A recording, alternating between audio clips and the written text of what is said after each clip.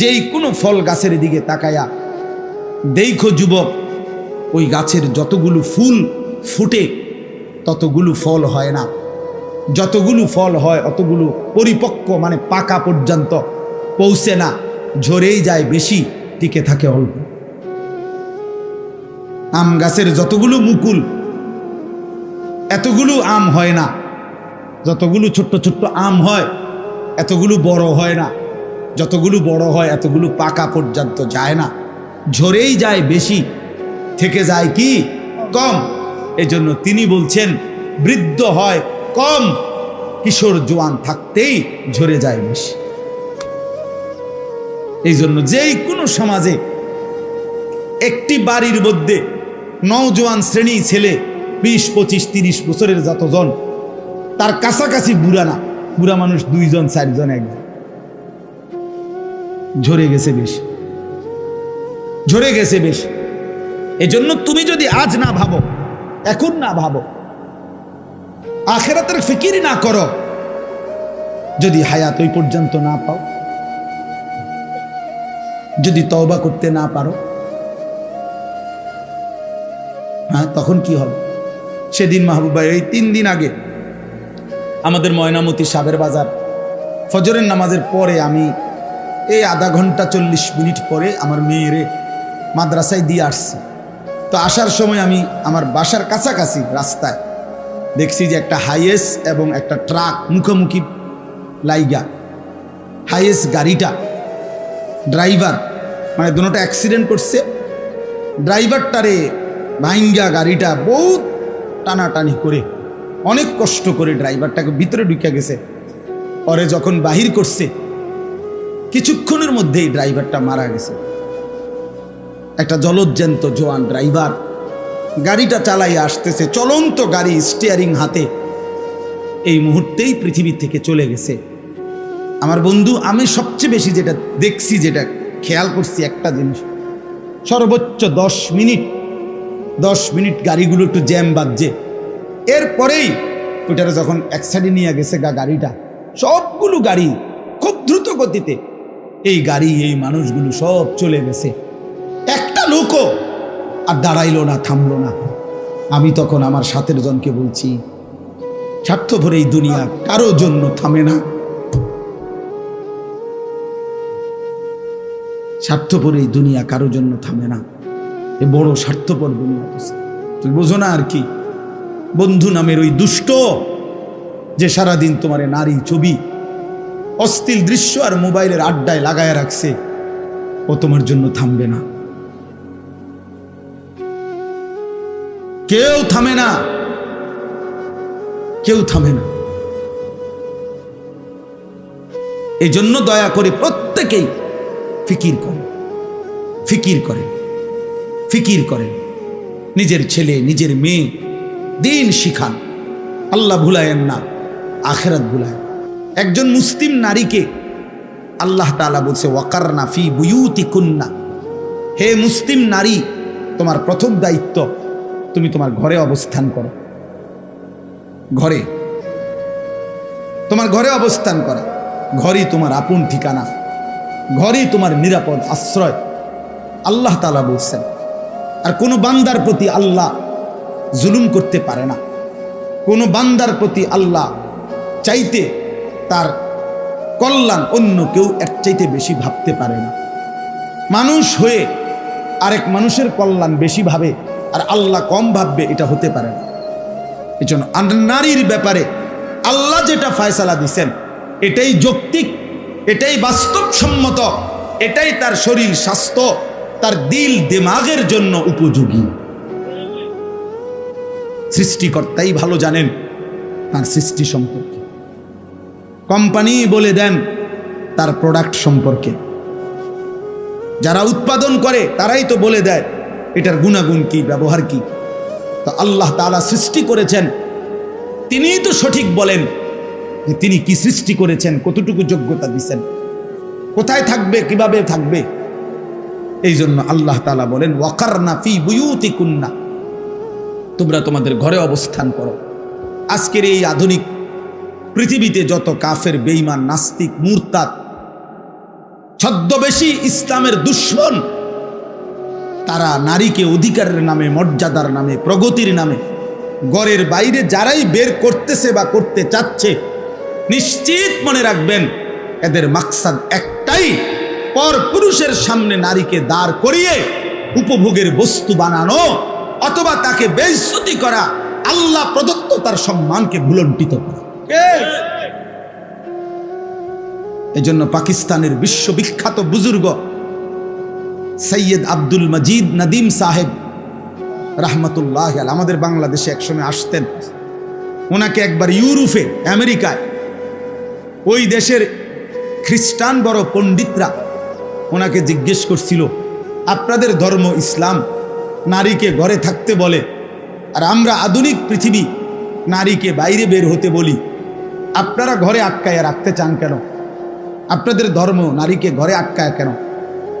তখন উনি বলছিলেন তাদেরকে যে, শুনেন, আপনারা শুধু একটা যুক্তি শুনেন আমার।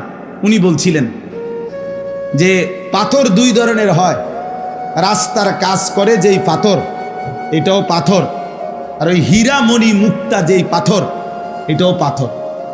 হীরার পাথর কেউ রাস্তায় উঠানে ফেলে রাখে না। হীরার পাথর মানুষ বড় যত্ন করে, সুন্দর মখমলের কাপড় পেঁচাইয়া ঘরের সবচেয়ে গোপন জায়গায়, নিরাপদ জায়গায়, সুরক্ষিত জায়গায় হীরার পাথর রাখে। আর রাস্তার পাথর মানুষ উঠানে রাস্তায় ফেলে রাখে। কেউ ফাও দিয়া লাথি দেয়, কেউ হাতে নিয়ে ইড়া মারে, কেউ বড়ি গাছে ফিক্কা মারে, কেউ পুকুরের পানিতে চুরা মারে, কেউ রাস্তার সাথে মিশাইয়া ফেলে। তিনি বলেন, তোমরা আর আমরা পার্থক্য এটাই, আমরা নারীকে মনে করি হীরার পাথর, এজন্য যত্ন করে ঘরের মাঝে রাখি, আর তোমরা নারীকে মনে করো রাস্তার পাথর, এজন্য রাস্তায় তারে নামায় দিছ, আমরা রাস্তার পাথর মনে করি না। অতএব নারী মুমিনের কাছে কখনো কন্যা, কখনো বোন, কখনো স্ত্রী, কখনো মা, সবসময় সে দাম। কন্যা হইলে ইসলাম নবীজি সাল্লাল্লাহু আলাইহি সাল্লাম বলছে, মেয়ের বাপেরে, আল্লাহ নবী যেন বলছে মেয়ের বাবারে, তুমি তোমার মেয়েটারে লালন পালন কইরো, আদব লেহাজ শিখাইও, নেককার স্বামী চাইয়া বিয়া দিয়া দিও, আমি রসুল ওয়াদা দিলাম তোমারে আমার সাথে রাইখা জান্নাতে একসাথে থাকবে। বোন বোনেরে বলছে, বোন তো ভাইয়েরে বলছে, তুমি ভাই তোমার এই বোনগুলোকে আদরে যত্নে সোহাগে নিরাপদে পর্দার মাঝে তারে রাইখো। আল্লাহ নবী সাল্লাল্লাহু আলাইহি সাল্লাম বলছে, কুন্না লাহু হিজাবাম মিনান নার, সিতরাম মিনান নার। ভাই শুনো, তোমার এই বোনগুলো হাসরের দিন তোমার জাহান্নামের মাঝখানে পর্দা হয়ে যাবে, তোমার জাহান্নাম থেকে রক্ষা করবে। স্ত্রী তো স্বামীকে বলছে, স্বামী শোনো, তোমার স্ত্রী যদি বলে আমার স্বামী বড় ভালো স্বামী, তা আল্লাহ নবী বলছেন সেই স্বামী, সেই পুরুষ আল্লাহ তাআলার নিকট সর্বোত্তম স্বামী। নারীকে ইজ্জত দিচ্ছে। আর মা, আমি বলতে চাই আর কি, সবসময় বলি এটা যে একজন মেয়ে যখন মেয়ে হয় তারা ইসলাম সম্মান দিতে দিতে মেয়ে, বোন, স্ত্রী, মা পর্যন্ত যখন পৌঁছে সম্মান দিতে দিতে ইসলাম মা অবস্থা যখন হয় নারীর, তখন তাকে আল্লাহ এতটা ইজ্জত দিছে, নবীজি এত সম্মান দিছে যে এইবার মাকে, নারীকে আল্লাহ এবং তার রসুল মর্যাদা দিতে গিয়ে জান্নাতের ঊর্ধ্বে উঠায় দিছে। কেমনে? ওই যে মায়ের পায়ের নিচে সন্তানের বেহেশত জান্নাত, তো তাহলে মা কোথায়? বুঝেন নাই কথাটা? মা তো জান্নাতের উপরে, নাহলে মার পায়ের নিচে কেমন? তাহলে নারী ইজ্জত দিতে দিতে ইসলাম তাকে জান্নাতের উচ্চ মর্যাদা দান করেছে। এই জন্য আল্লাহ তাআলা বলছে, ওয়াকারনা ফি বুয়ুতিকুম, তোমরা ঘরে অবস্থান করো, এর মধ্যেই তোমাদের ইজ্জত সম্মান। চলো, দুনিয়া সবারই পার হয়েই যাচ্ছে। এখন 10টা 42 বাজে। আজকে যারা 5 ওয়াক্ত নামাজ পড়ছে তাদেরও এখন 10টা 42 বাজে। আর যে জানোয়ার একটা সেজদাও দেয় নাই, ওই জানোয়ারেরও এখন 10:42 বাজে, তুমি কোনো বেশি আজ্ঞাও নাই। এমন যদি হইতো তোমার বাড়ি জেগেছে রাতে 2টা, আমরা রইয়ে গেছি অনুফোনে 11টা। কথা বোঝেন না? তাইলে না একটা কথা আছিল, আমি অনেক পিছাইয়া আছি, উনি অনেক আগাইয়া গেছে। তুমি কি আগাইছো? ইমানদারেরও আজ বৃহস্পতিবার, নাফরমানেরও আজ কি? তো আগাইলো কোথায় বাবা? এটা বুঝতে শেখো। এটা প্রত্যেকেই, আমিও ভাবি, আপনিও ভাবেন, ইনসাফের সাথে ভাবেন না, ভাবতে শিখেন, নিজেকে চিনেন, আত্ম উপলব্ধি দরকার। আল্লাহ তাআলা বলছেন, এই যে বলতেছিলাম যে দোয়ার মধ্যে মানুষ 2 ভাগ, কেউ আছে শুধু দুনিয়া চায়, আমার শুধু দুনিয়া দরকার, আমার শুধু দুনিয়া। কত মানুষ আপনারা আছেন এই মাঝ বয়সী অভিভাবক শ্রেণী যারা আলেম ওলামার কাছে যখনই দোয়া চায় শুধু দুনিয়া, শুধু হুজুর হুজুর আগামী সোমবার দোতলাটার ছাদ ডালাই, ধরেন হুজুর 50টা টাকা দিলাম, খাস করে একটা দোয়া করেন, একটা খাস দোয়া দিবেন, এমন দোয়া দিবেন যাতে দোয়ার সাফে বিল্ডিং জাগাত ডাইবা যায়, একদম ছাদ সহ এমন সাপ দিবেন দোয়ার মধ্যে, খাস দোয়া। বিল্ডিং এর ছাদ ডালাইয়ের আবার খাস দোয়া কিটা? এটা ইট বালু সিমেন্ট, আর এটা খাস দোয়া কি তার অখাস দোয়া কিটা বলেন? না, খাস দোয়া করতে হবে, খাস। আল্লাহর রহমতে হুজুর আপনাকে দোয়া সুদে কিস্তিতে নগদে মিলাইয়া 12 লাখ টাকা দিয়া টাকা মিলাইয়া তার লাগা রেডি করছি, আগামী বুধবার আমরা বিদেশ যাইব। খাস দোয়া করে, কি দোয়া? খাস দোয়া করতাম মানে আল্লাহ সুদে বরকত দেন নাকি? কিস্তিতে বরকত দিত নাকি? কি দোয়া করত? হারামের এই টাকার উপরে যদি কোনো আলেমে দিন দোয়া করে তো ওই আলেমের তো ঈমান থাকবে না, মিয়া, ওই ইমাম সাহেবের ঈমান থাকবে না। সুদের টাকায় দোয়া করলে আল্লাহ তার এই টাকায় বরকত দেন, না হতে পারে না। হারামের উপরে দোয়া করা যায় না, হারামের উপরে কি করা যায় না। আপনারা আবার ঘাবড়াইও না, আমরা হুজুররা আলেমরা ইমামরা বুঝ করে দোয়া করে, আপনি জানেন না কি কয়, কইতাম না, আপনি কই নিলেও কইতাম না, এই বাইল করেই আমরা কই। নিজের ফিটা বাঁচানির কেমনে বাঁচতে হবে এর দুরাক্কল না হইলে কি আর ইমামতি করিনি। আল্লাহর কাছে কি বলতে হইব? পাবলিকে তো কত কথায় কয়, আমরা এইভাবে বাইল করে, আমি টেরও ফাইতেন না আমি কি কইছি, আমারটা আমি ঠিক করেই কইছি, যাতে করে আমার আখিরাত বরবাদ না হয়। এই জন্য আমি ব্যক্তিগতভাবে আমার ছোট্ট একটা মাদ্রাসা আছে, মাদ্রাসায় আশরাফুল উলুম ময়নামতি, কুমিল্লা ক্যান্টনমেন্টের একটু আগে, এই আমাদের এই বিবাড়িয়া সিলেট রোডেই ক্যান্টনমেন্টের উত্তরে ময়নামতি সাহেবের বাজার, ওইখানেই আমার মাদ্রাসা। নামলেই সাহেবের বাজার বললেই আমার মাদ্রাসা ওইখানে দেখায় দিন। ওই মাদ্রাসায় গত ফেব্রুয়ারি মাসে আমি সকাল 10টা থেকে আসর পর্যন্ত একদিনের জন্য শুধু 15 থেকে 30 বছর বয়সী কিশোর যুবকদের জন্য দিনব্যাপী একটা ইসলাহি মজলিস করছিলাম। শুধু এই বয়সী ছাড়া অন্য কাউরে ঢুকতে দেই নাই, বসতে দেই নাই। প্রায় 450 থেকে 500-র মতো ছেলে ওইখানে উপস্থিত হয়েছিল। আমার শায়েখ আল্লামা মুফতি মুশতাকুন নবী কাসিমি, আল্লামা মুফতি আমজাদ হুসাইন, আমাদের প্রিয় ভাই মাওলানা মুফতি ইউসুফ বিন ইকবাল, এবং আমি নিজেও, এবং কুমিল্লা শহরের একজন MBBS ডাক্তার মিজানুর রহমান, ওনারা সবাই আমরা এই কিশোর যুবকদের জন্য সারাদিন কথা বলছিলাম বিভিন্ন বিষয়ে, দিক নির্দেশনা, নসিহত, উপদেশ, তাদের চরিত্র গঠন এই ক্ষেত্রে। তো আলহামদুলিল্লাহ এইবার আমরা পুনরায় নতুন করে আবার আগামী এই সামনের মাসের আগস্ট মাসের 3 দিন আমার মাদ্রাসা 1 সপ্তাহ বন্ধ থাকবে।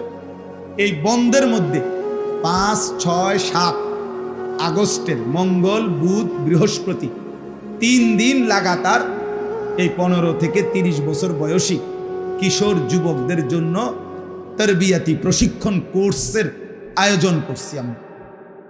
এবং এইখানে এই 3 দিনে একবারে সোমবার দিন 4 তারিখ মাগরিবের আগে আসতে হবে, বৃহস্পতিবার দিন আসর পর্যন্ত চলবে, মাদ্রাসাতেই থাকবে, খাবে, আমরাই খাবার দাবারের সব ব্যবস্থা করুন যতজন আসে ইনশাআল্লাহ। কোনো ফি নাই, কোনো টাকা নাই, শুধু শিখবে।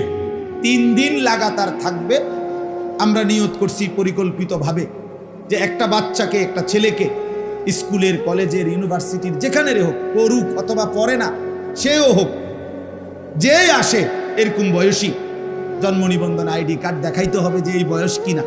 এই বয়সের হইলে তারে ইনশাল্লাহ অজু, গোসল, তায়াম্মুম, 2 রাকাত নামাজ, রুকু, সেজদা, 4-5টা সূরা মস্ক করানো, আত্তাহিয়াতু, দুরুদ শরীফ, দোয়ায়ে মাসুরা, দোয়ায়ে কুনুত, এরকম মৌলিক কিছু দোয়া, কিছু সুন্নাত, কিছু আমল হাতে কলমে একেবারে রাতে দিনে মিলাইয়া লাগাতার শেখাবো ইনশাআল্লাহ। এবং আমি নিজেও 3 দিন পুরা থাইকা একটা যুবকের চরিত্র সুন্দর করার জন্য ত্রুটিগুলো কি কি, এর করণীয় কি কি ইত্যাদি বিষয় নিয়ে ধারাবাহিক আলোচনা, শেখানো, একদম হাতে কলমে প্র্যাকটিক্যাল বুঝানো, এটা আমরা চেষ্টা করব ইনশাআল্লাহ। আমার শায়েখ আল্লামা মুফতি মুশতাকুন নবী কাসিমি হুজুর একদিন বয়ান করবেন, আল্লামা মুফতি আমজাদ হোসেন সাহেব তিনি একদিন বয়ান করবেন, আমাদের ইউসুফ বিন ইকবাল একদিন বয়ান করবেন, আর আমার মাদ্রাসা এবং আমার সাথে আরও কিছু নওজোয়ান আলেম আছে প্রায় 25 জন, ওনারা সবাই মিলে এই নওজোয়ান ছেলেদেরকে শেখাবে ইনশাআল্লাহ, রাতেও দিনেও ওইখানে থাকতে হবে।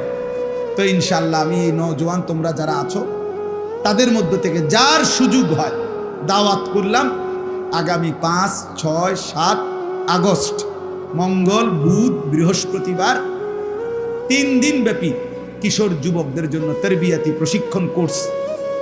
যদি কারো সুযোগ থাকে যাওয়ার চেষ্টা করো, কোনো ফি কিছুই দিতে হবে না, শুধু একটা কাঁথা, একটা বালিশ, একটা চাদর তুমি ঘুমানোর লেগে নিয়ে যাইবা, আর তোমার জামা কাপড় যেটাই হোক, শার্ট হোক আর ফুল প্যান্ট হোক, যেটাই হোক ওইটা নিয়ে যাইবা, মানে নিজের কাপড় নিয়ে পোশাক নিয়ে যাইবা ইনশাআল্লাহ। 3 দিন আমরা থাকা খাওয়ার সব ইন্তজাম করব।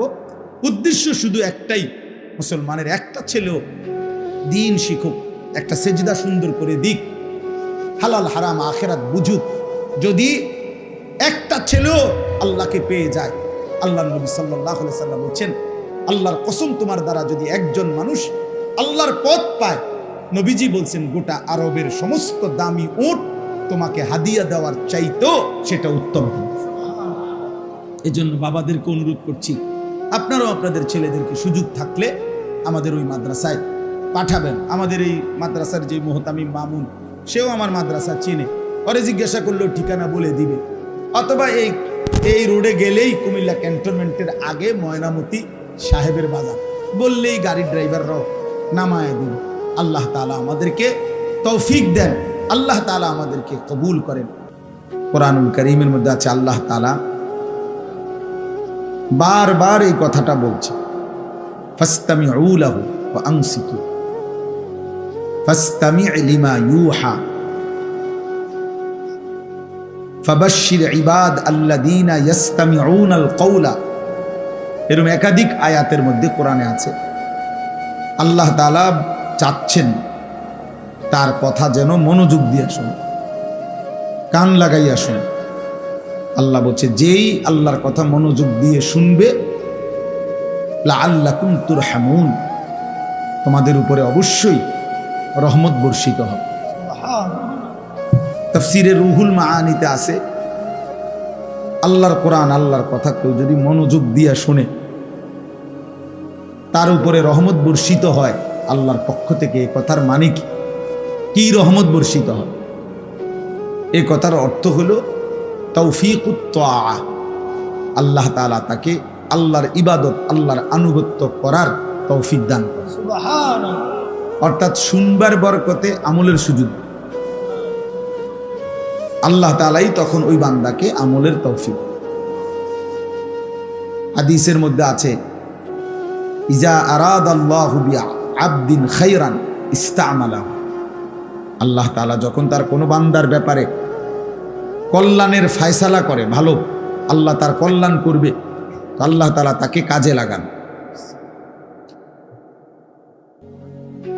এই দিক দিয়ে কথা কয় কি, মানে কি দোকান নাকি? আচ্ছা যাক। তো সাহাবায়ে কেরাম জিজ্ঞাসা করছে, কাইফা ইস্তামিলুহু ইয়া রাসূলুল্লাহ, হে আল্লাহর নবী, আল্লাহ তাআলা যাকে পছন্দ করে তাকে আল্লাহ কাজে লাগান। এই কাজে লাগান মানে কি? কি কাজে লাগান, এই কথার অর্থ কি? তো নবীজি সাল্লাল্লাহু আলাইহি ওয়াসাল্লাম বলছেন, ইউওয়াফিকুহু লিআমালিন সালিহিন ক্বাবলাল মাউত, আল্লাহ তাআলা তাকে মৃত্যুর পূর্বেই নেক আমল, উত্তম আমল করার তৌফিক দান করে। আল্লাহ তার জিন্দেগি বদলায় দেয়, ফলে সে আল্লাহর পথে চলতে পারে। তাহলে এই পৃথিবীর কোনো কিছুই যেহেতু আল্লাহর ইচ্ছা ছাড়া হয় না, তো আমাদের সেজদা, তাসবিহ, আল্লাহকে ডাকা, এটাও তো আল্লাহর ইচ্ছা ছাড়া হয় না, আল্লাহর ইচ্ছা ছাড়া হয় না।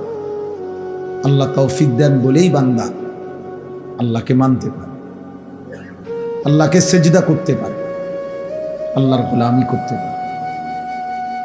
কোরআনুল কারীমের মধ্যে আছে, আল্লাহ তাআলা বলেন, ফামান ইউরিদিল্লাহু আন ইয়াহদিয়াহু ইয়াশরাহ সাদরাহু লিল ইসলাম, আল্লাহ তাআলা তার যেই বান্দার ব্যাপারে সিদ্ধান্ত নেন, ইচ্ছে করেন যে তাকে আল্লাহ হেদায়েত দিবে, তো আল্লাহ নিজেই তার অন্তর, বুক, সিনা ইসলামের জন্য খুলে দেন। তখন তার সবই বুঝে আসে,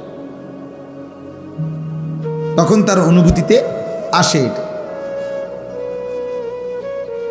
এই কারণে অনেক আয়াত আছে, এরকম হাদিস আছে, আল্লাহ যখন পছন্দ করে, আল্লাহ যখন দয়া করে, আল্লাহ যখন ওই বান্দার কল্যাণ চায়, জান্নাত দিতে চায়, তো আল্লাহ তাআলা নিজেই দয়া করে তাকে আল্লাহর হুকুম মানার, আল্লাহর ইবাদত করার তৌফিক দান। এজন্য আল্লাহর কাছে ইবাদতের তৌফিক চাইতে হয়, ইবাদতের তৌফিক চাইতে হয়, আখিরাত আল্লাহর কাছে চাইতে হয়। নবীজি সাল্লাল্লাহু আলাইহি ওয়াসাল্লাম আল্লাহ তাআলার কাছে আখিরাত চাইতেন, ইবাদতের তৌফিক চাইতেন। হাদিসের মধ্যে আছে, 5 ওয়াক্ত নামাজের পরে নবীজি সাল্লাল্লাহু আলাইহি সাল্লাম নিয়মিত কিছু দোয়া করতেন প্রত্যেক নামাজের পরে। তো যেই দোয়াগুলো নবীজি একদম নিয়মিত করতেন প্রত্যেক নামাজের পরে, তন্মধ্যে একটা দোয়া ছিল এটা, প্রত্যেক নামাজের পরে নবীজি কমপক্ষে 3 বার এই দোয়াটা পড়তেন, আল্লাহুম্মা আইন্নি আলা যিকরিকা ওয়া শুকরিকা ওয়া হুসনি ইবাদাতিক, আল্লাহ আপনার জিকির, আপনার শুকর এবং আপনার ইবাদত সুন্দরভাবে করার জন্য আপনি আমাকে সাহায্য করেন। এটা নবীজি চাইতেন। তার মানে নবীজি আল্লাহর কাছে চাইতেন যে আল্লাহ আপনারে যেন ডাকতে পারি, আপনি আমারে সাহায্য করেন, আমি যেন আপনার শুকর আদায় করতে পারি, আপনি আমারে সাহায্য করেন, আমি যেন আপনার ইবাদত সুন্দরভাবে করতে পারি, আপনি আমারে সাহায্য করেন, আপনি তৌফিক দেন। এইভাবে নবীজি চাইতেন। আল্লাহুম্মা আতি নাফসি তাকওয়াহা ওয়া যাক্কিহা আনতা খায়রু মান যাক্কাহা আনতা ওয়ালিয়ুহা ওয়া মাওলাহা। নবীজি দোয়া করতেন, আল্লাহ আপনি আমার অন্তরের মধ্যে বিশুদ্ধতা, পবিত্রতা, অন্তর্পুত পবিত্রতা, আপনি আমার অন্তরকে বানায় দেন। এই যে আল্লাহর কাছে চাইতেন, আল্লাহ আমার অন্তরকে পবিত্র করে দেন, আমার অন্তরে তাকওয়া দান করেন, আপনার ভীতি, আপনার ভয় দান করেন। নবীজি দোয়া করতেন, আল্লাহুম্মা আসলিহ লি শা'নি কুল্লা, আল্লাহ আমার জিন্দেগীর সব অবস্থা, প্রত্যেক পদক্ষেপ, প্রতি মিনিট সেকেন্ড আপনি ঠিক করে দেন, সংশোধন করে দেন। ওয়ালা তাকিলনি ইলা নাফসি তরফাতা আইন, আল্লাহ এক পলকের জন্য আমারে আমার হাতে ছেড়ে দিয়েন না, আপনার হাতেই রাখেন। আমি যেন তরফাতা আইন মানে চোখের পলক, আমি যেন এক পলকের জন্য আমার মন মতো না চলি, আমি যেন 24 ঘন্টা প্রতি সেকেন্ড আপনার মর্জি মতো চলি। এই দোস্ত, আল্লাহর কাছে চাইতে হয়, নবীজি দোয়া করতেন, আল্লাহুম্মা আলহিমনি রুশদি ওয়া আইদনি মিন শাররি নাফসি। আল্লাহ আমাকে প্রত্যেক কাজে যেটা সঠিক রুশদ, যেটা প্রকৃত সঠিক, আপনি আমার অন্তরে সেটাই ঢেলে দেন, ইলহাম করেন। ওয়া আইদনি মিন শাররি নাফসি, আমার মনের, আমার ইচ্ছার অনিষ্টতা, আমার মনের চাহিদার ক্ষতি থেকে আমারে হেফাজত করে। এই জন্য এই কিশোর ছেলেরা, বয়স্ক বাবারা সবার এটা বোঝা উচিত, নিজেকে আল্লাহর হাতে সুপর্দ করা, আল্লাহর হাতে তুলে দেওয়া। বিসমিল্লাহি তাওয়াক্কালতু আলাল্লাহ লা হাওলা ওয়ালা কুওয়াতা ইল্লা বিল্লাহ। নবীজি যখন ঘর থেকে বের হতেন, সফরে রওনা দিতেন, তো এই দোয়া পড়তেন, আল্লাহ আপনার উপরে তাওয়াক্কুল করে বের হল, আপনি ছাড়া কোনো শক্তি নাই, ক্ষমতা নাই। তো নবীজি সাল্লাল্লাহু আলাইহি ওয়াসাল্লাম বলেন, এই ছোট্ট দোয়াটা কেউ যখন ঘর থেকে বের হয়ে পড়ে, সে এই সফরে সমস্ত মুসিবত থেকে, সমস্ত পেরেশানি থেকে, এমনকি শয়তানের ওয়াসওয়াসা থেকেও নিরাপদ হয়েছে, সে নিরাপদ হয়েছে। এই জন্য আমরা আসলে আল্লাহর কাছে আখিরাত চাই না, ইবাদতের তৌফিক চাই না, বুঝিও না আমরা। কোরআনুল কারীমের মধ্যে আছে, আল্লাহ তাআলা বলেন, মানুষ দুই ধরনের, দোয়া করার ক্ষেত্রে মানুষ দুই রকম। কিছু মানুষের দোয়া হলো ফামিনান নাসি মান ইয়াকুলু রব্বানা আতিনা ফিদ দুনিয়া ওয়া মা লাহু ফিল আখিরাতি মিন খালাক। আল্লাহ বলেন, কিছু মানুষ আছে যাদের দোয়া হইল এই যে, আল্লাহ আমার যা দিবেন শুধু দুনিয়া দেন,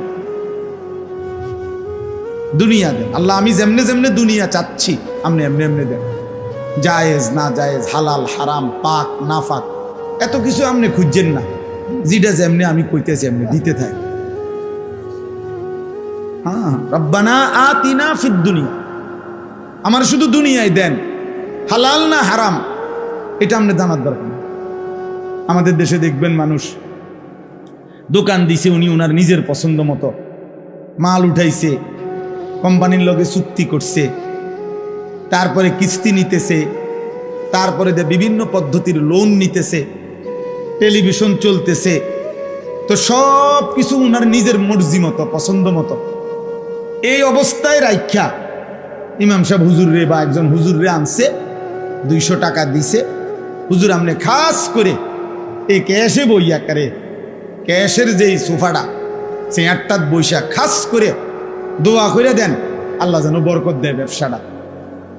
মানে এটা যেমনি যেটা আছে, কোনোটার ব্যাপারে আপনি কোনো কথা কইবেন না, এটা হালাল না হারাম, কোনটা বৈধ কোনটা কি, এত কিছু খুঁজবেন না, যেমনে আছে এমনের উপরে আল্লাহরে কোন এইভাবে বরকত দিত।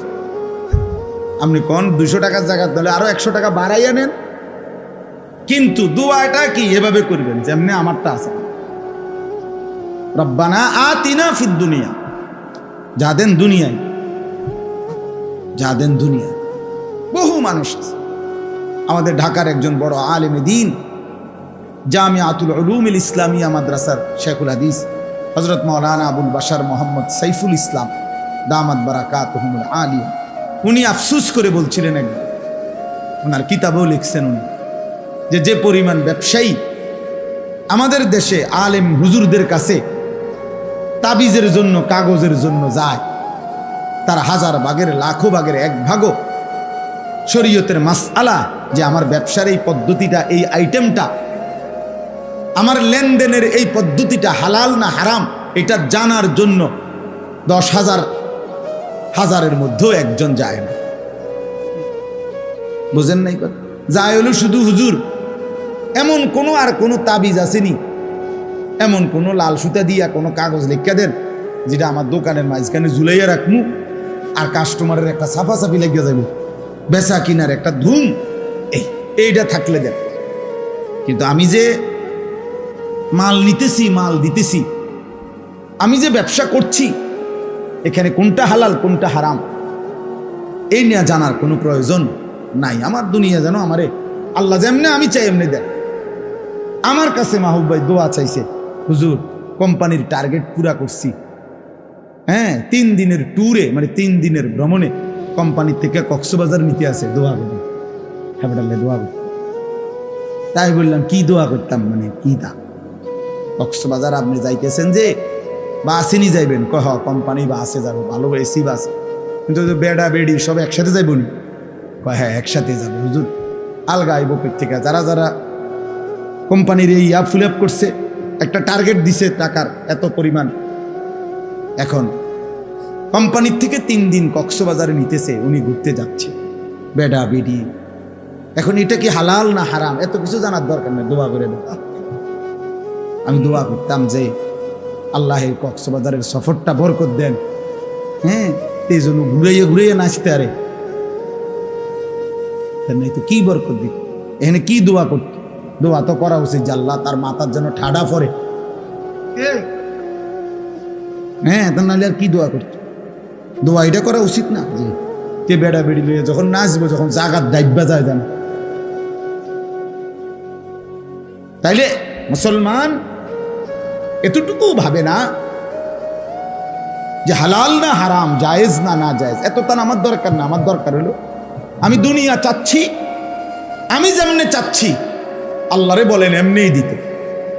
আল্লাহ বলেন ঠিক আছে বান্দা, আমি দেব, এমনিই দেব। তবে ওয়ামা লাহু ফিল আখিরাতি মিন খালাক, কিন্তু মনে রেখো বান্দা, আখিরাতে 1 বিন্দু কোনো অংশ পাবা না। ঠিক আছে, নেও দুনিয়া, 4 তলার বিল্ডিংও শেষ হবে, 30 শতক জমিও কিনা হবে, বাজারে দোকানও হবে, ছেলেরা সব বিদেশেও যাবে, দুনিয়ার সব চাওয়া পূরণ হতেও পারে বান্দা, তো মনে রেখো আখিরাতে 1 বিন্দু কোনো অংশ মিলবে না। ومنهم من يقول ربنا آتنا في الدنيا حسنة وفي الآخرة حسنة وقنا عذاب النار। আল্লাহ বলে কিছু মানুষ আছে আবার এমন যারা প্রতিনিয়ত আল্লাহকে বলে রব্বুল আলামিন তামাম দুনিয়া আমি চাই না, ওইটুকু দুনিয়া চাই যা হালাল, যা পবিত্র, যা উত্তম। হাসানা, তামাম দুনিয়া লাগবে না আল্লাহ, সুদে ঘুষে কিস্তিতে লোনে পত্তনে বালায় মন্দ মিল্লা সবটা দুনিয়া লাগবে না, ওটুকু দুনিয়া দেন যেটুকু হাসানা, যেটুকু হালাল, যেটুকু পবিত্র, যেটুকু উত্তম, যেটুকু আপনার মর্জি মতো। অফিল আখিরাতে হাসানা, আখিরাতেও উত্তমটা দেন। ওয়াকিনা আযাবান নার, জাহান্নামের আযাব থেকে মাফ করে দেন। আল্লাহ বলেন উলাইকা লাহুম নাসীবুম মিম্মা কাসাবু, আমার যে বান্দা দুনিয়া চেয়েছে হালাল, আখিরাত চেয়েছে উত্তম, জাহান্নামের আযাব থেকে মাফ চাইছে, আমি আল্লাহ ওয়াদা দিলাম ও দুনিয়ায় যা করবে সবটার বিনিময়ে আমি আল্লাহ আখিরাতে দেব। সুবহানাল্লাহ। ওই হাসলো নেকি, কাঁদলো নেকি, ও সেজদা দিলো নেকি দেব, সংসার করলো নেকি দেব, পরে বাজার করলো নেকি দেব, স্বামী স্ত্রী মিলনেও নেকি দেব। সুবহানাল্লাহ। ওয়াফি বুদ'i আহাদিকুম সাদাকা, সব কিছুতে নেকি দেব। কারণ সে আমার কাছে পুরা দুনিয়া চায় না, হালাল চাইছে, পবিত্রতা চাইছে, হাসানা চাইছে। উলাইকা লাহুম নাসীবুম মিম্মা কাসাবু, যা অর্জন করবে সে দুনিয়া যা করবে আমি সবটার নসিব অংশ দেব, প্রত্যেকটার অংশ বিনিময় আমি দেব।